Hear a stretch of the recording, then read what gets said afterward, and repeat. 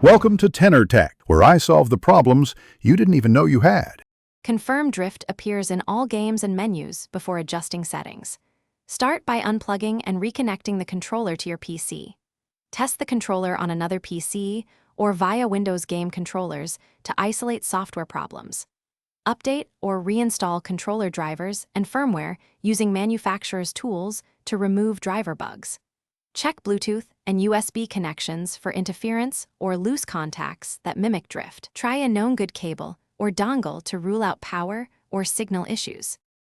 Open Steam Big Picture or Steam Settings to use Steam input configuration.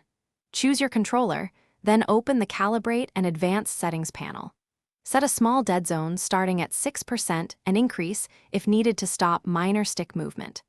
Apply anti-dead zone if your sticks are overly insensitive after calibration. Use per-game overrides for titles that need different dead zones or sensitivity. Save the configuration as a controller preset for each game you play and export the preset for backups. Clean around analog stick with compressed air and isopropyl alcohol sparingly to remove dust.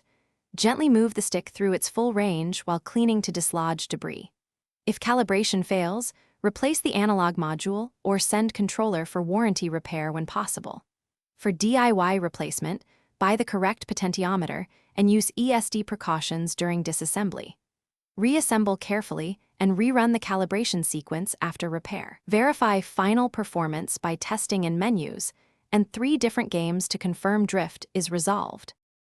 Thanks for watching. Subscribe to keep your life in tune.